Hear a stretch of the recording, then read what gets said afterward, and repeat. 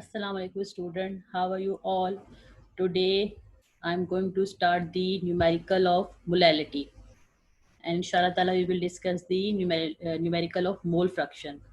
So first of all, what do you mean by the molality?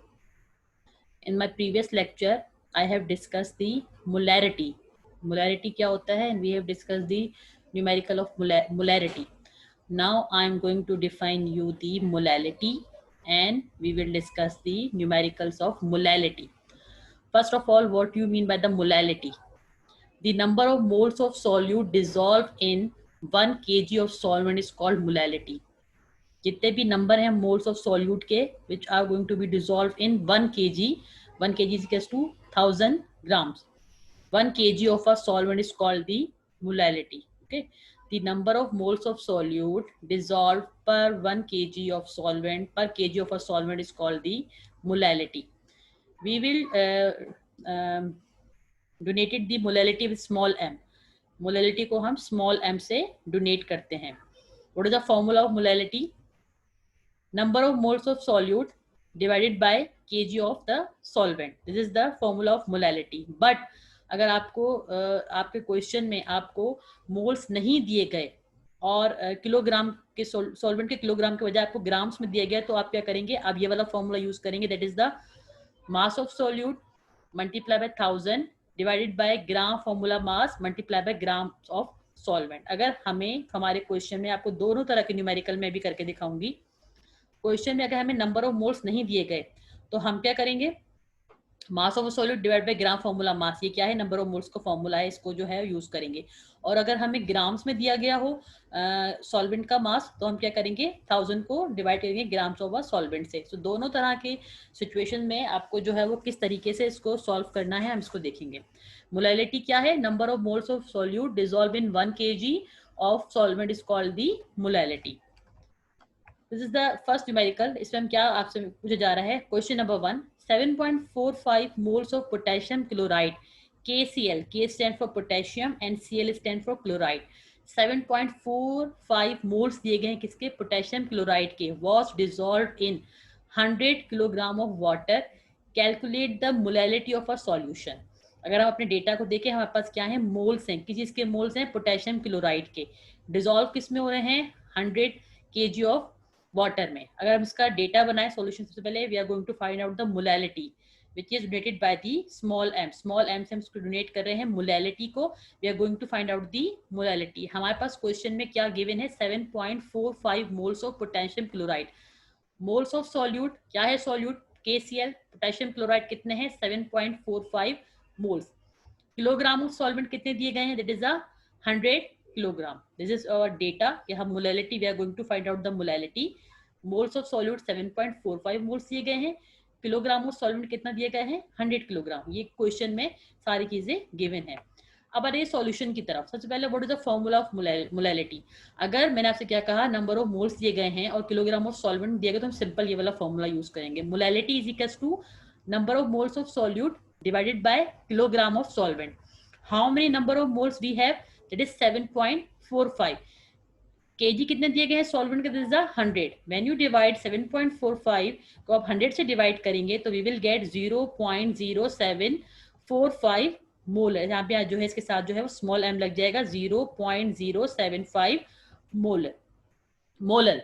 यानी अगर हम इसको देखें तो ये हमारे पास ये होगा 0.075 जो है वो मोलल. यहाँ पे हम स्मॉल m लिख देंगे इसको, ताकि ये क्या होगा? इसका जो है वो आंसर हो जाएगा 0.075 मोलर. इसका जो है वो आंसर हो जाएगा यहाँ पर. अब अगर हम देखें तो हमारे पास क्या आंसर आया? 0.075 molar. This is the answer of molality. क्या था हमारे पास? Number of moles of solute थे जिसको हम kg ऑफ द सॉल्वेंट से हमने क्या कर दिया? डिवाइड कर दिया. We can get 0.075 molar.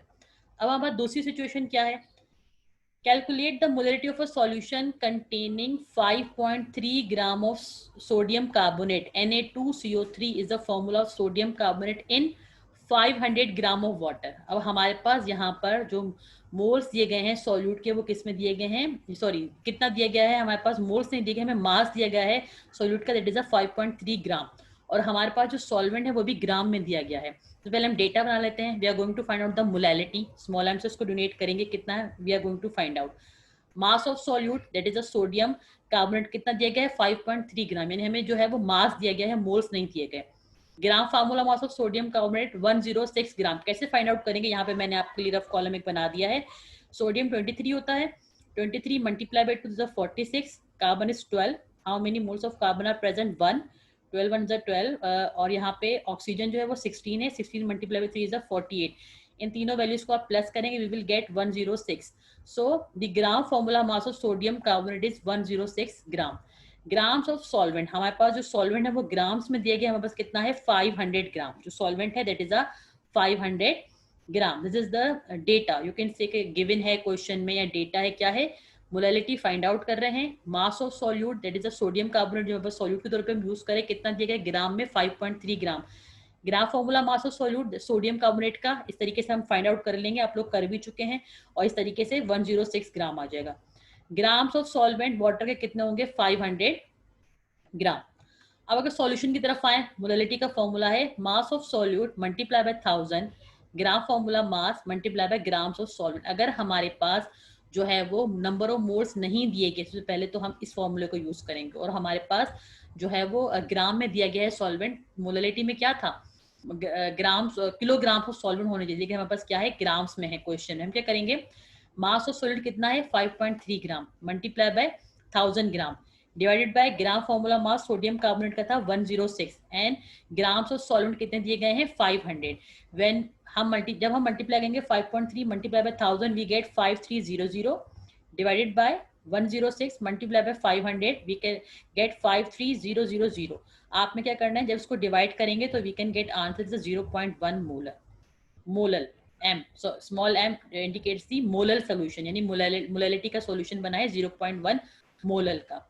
अब यहाँ पे क्वेश्चन आता है कि जो हमने पहले वाला न्यूमेरिकल किया था वहां पे हमने नंबर ऑफ मोल्स लिखे थे डायरेक्ट, और केजी पर सॉल्वेंट जो उसको डिवाइड कर दिया था। लेकिन यहाँ पर इस वाले क्वेश्चन में अगर आप क्वेश्चन को देखें तो हमारे पास जो सॉल्यूट है उसको हमें ग्राम में दिया गया, यानी उसके मोल्स नहीं बताए गए, और हमारे पास ग्राम्स में दिया गया है सॉल्वेंट का वेट, यानी इसके भी किलोग्राम्स नहीं बताए गए।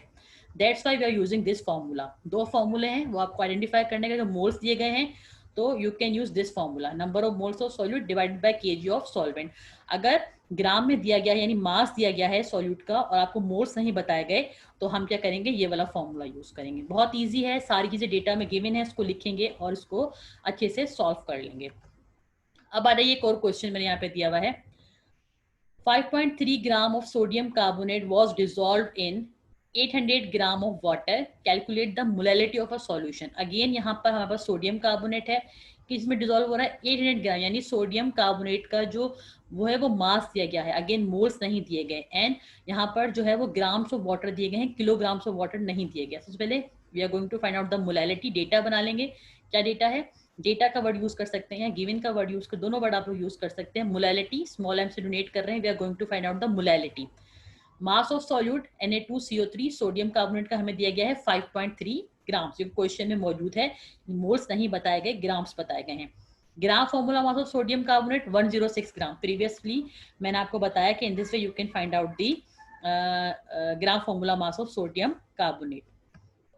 अब यहाँ पे देखें ग्राम formula mass of Na2CO3 is 106 ग्राम।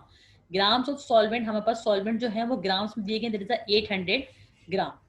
अब अगर आप यहाँ पे सॉल्यूशंस पे आए, molality small M is equals to mass of solute multiply by 1000 divided by gram formula mass multiply by grams of solvent. Mass of solute हमारे पास कितना है 5.3 multiply by 1000, gram formula mass sodium carbonate का कितना है 106, and gram of solvent कितने दिए गए हैं 800। आप क्या करेंगे 5.3 को मल्टीप्लाई करेंगे 1000 से, तो आंसर आएगा 5300।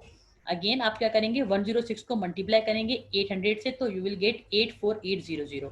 आप इन दोनों वैल्यूज को डिवाइड कर दें तो हमारे पास आंसर आएगा 0.0625 molal. This is the answer. यहाँ पे अगर आप इस वाले क्वेश्चन में देखें, यहाँ पर भी हमें मोल्स नहीं दिए गए, हमें क्या दिया गया है, मास ऑफ सॉल्यूट जो है वो ग्राम्स में दिया गया है, और हमारे पास मोलैलिटी में किलोग्राम सॉल्वेंट के होने चाहिए, यहाँ पर भी हमें ग्राम दिया गया है, तो we will use this formula. In this way you can calculate the molality of a solution. Don't be confused between the molarity and molality. Molality का फॉर्मूला थोड़ा सा डिफरेंट है और मोलैलिटी को हम स्मॉल एम से डोनेट करते हैं। अब बताइए मोल फ्रैक्शन पे, what do you mean by the mole fraction, what is the definition of mole fraction? Mole fraction of any component is the solution is the number of moles of the component divided by the total number of moles making up a solution. इसको आप इस तरीके से समझते हैं example के through. एक glass water में अगर मैंने दो कंपोनेंट, फॉर एग्जांपल मैंने शुगर भी ऐड की हुई है, सॉल्ट भी ऐड किया हुआ है, ठीक है, तो उसका मुझे मोल फ्रैक्शन शुगर का भी मालूम करना है और सॉल्ट का भी मालूम करना है। तो मैं क्या करूंगी, मोल फ्रैक्शन ऑफ शुगर लिखूंगी पहले यहाँ पे, ठीक है, और उसको मैं क्या करूंगी, मोल फ्रैक्शन ऑफ मोल, जितने भी मोल्स हैं उतने लिखूंगी शुगर के, डिवाइड करूंगी मोल फ्रैक्शन ऑफ जो है वो शुगर एंड वाटर, यानी मैं दोनों चीजों को फाइंड आउट कर रही हूँ, यानी जितने भी कंपोनेंट इसमें ऐड होंगे उन दोनों के मोल्स को प्लस करेंगे, ठीक है। और सबसे पहले हम क्या, N A stand for number of moles of solute and N B stand for number of moles of solvent, यानी N A divided by N A plus N B. इसका डेफिनेशन देखिए, mole fraction of any component in a solution is the number of moles of the component divided by the total number of moles making up a solution. किसी भी solution को बनाने में जितने भी components होंगे उसको, उससे हम डिवाइड करेंगे किस चीज को, फॉर एग्जांपल अगर हमें किसी भी कोई भी सॉल्यूशन हमारे पास में दो कंपोनेंट ऐड हैं तो हम इसको इंडिविजुअली फाइंड आउट करेंगे, moles of a component divide by total number of moles making up a solution. Mole fraction किस तरह से फाइंड आउट करेंगे, मोल्स ऑफ अ कंपोनेंट, किसी एक कंपोनेंट का हम उसके मोल्स फाइंड आउट करेंगे और डिवाइड करेंगे total number of moles making up solution.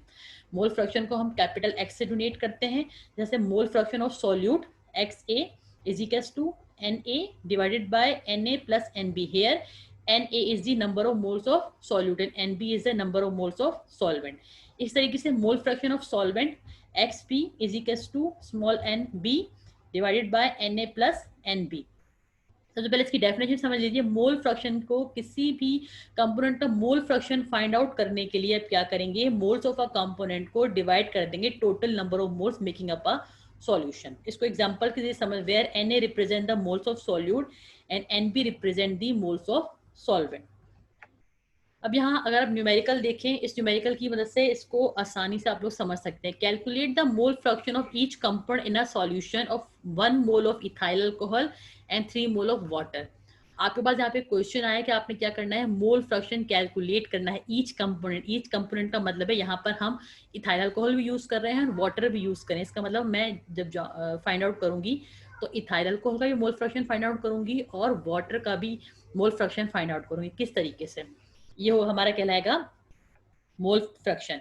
Mole fraction of solute that is ethyl alcohol X A, x indicates the mole fraction और ए क्या है, सॉल्यूट को हम डिफाइन कर रहे हैं इसे। Mole fraction of solute ethyl alcohol we are going to find out. Mole fraction of solvent that is a water X P we are going to find out. Number of moles of solute, हमारे पास कितने number of moles of solute हैं, 1 मोल। Ethyl alcohol कितना है, 1 मोल। N represent कर रहा है number of moles को। Number of moles of solvent is the water and represent कर रहा है नंबर ऑफ मोल्स को, एंड बी रिप्रेजेंट कर रहा है सॉल्वेंट इज द 3। अब यहाँ पे एक बात समझने वाली है कि जितने भी, यानी जो कम मोल्स होंगे, आपको पता है सॉल्यूट जो होता है हमेशा कम क्वांटिटी में प्रेजेंट होता है, तो यहाँ पर बस सॉल्यूट क्या होगा, इथाइल अल्कोहल। क्यों, इथाइल अल्कोहल कितने मोल हैं, 1 मोल, और यहाँ पे वाटर कितने मोल है, 3 मोल। तो ये बहुत ईजी आप लोगों को समझना है कि solute which is present in a smaller amount या स्मॉलर क्वांटिटी, उसको हम सॉल्यूट कहते हैं। इसके कम मोल है यानी ये सॉल्यूट है, और 3 मोल ऑफ वाटर है, इसका मतलब ये जो है वो ग्रेटर क्वांटिटी में मौजूद है।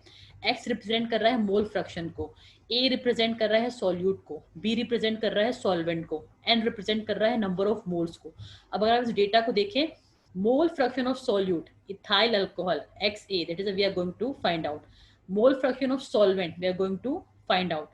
Number of moles of solute जो हम क्वेश्चन में दिए गए हैं कितना है, 1 मोल किसका है, इथाइल अल्कोहल का, जो कि एज अ सॉल्यूट एक्ट कर रहा है। Number of moles of a solvent is the N B, हमारे पास कितना है, 3 मोल्स ऑफ सॉल्वेंट। अब हमने क्या करना है, मोल फ्रैक्शन फाइंड आउट करना है किसका, इथाइल अल्कोहल का एंड वाटर का। क्या करेंगे, मोल fraction of ethyl alcohol, what is the formula, XA is equals to Na divided by Na plus Nb. Na is the number of moles of solute divided by number of moles of solute plus number of moles of solvent. क्या कहा था, हम किस तरह से इसका find out करेंगे, moles of a component, किसी भी एक कंपोनेंट्स के मोल, उसको डिवाइड करेंगे total number of moles making a solution. यानी अगर ये इथाइल अल्कोहल के मोल्स हैं तो हम इसको डिवाइड करेंगे इथाइल अल्कोहल एंड वाटर के नंबर ऑफ मोल से। तो पहले हमने क्या किया, एक्स से going to find out moles of ethyl alcohol, N A हमारे पास कितना था, number of moles of solute that is a 1। हम again number of moles of solute कितना है 1, and B number of mole of solvent 3, 1 divided by 4, 3 plus 1 4। जब आप 1 को 4 से डिवाइड करेंगे we will get 0.25। In this way we can calculate the mole fraction of ethyl alcohol.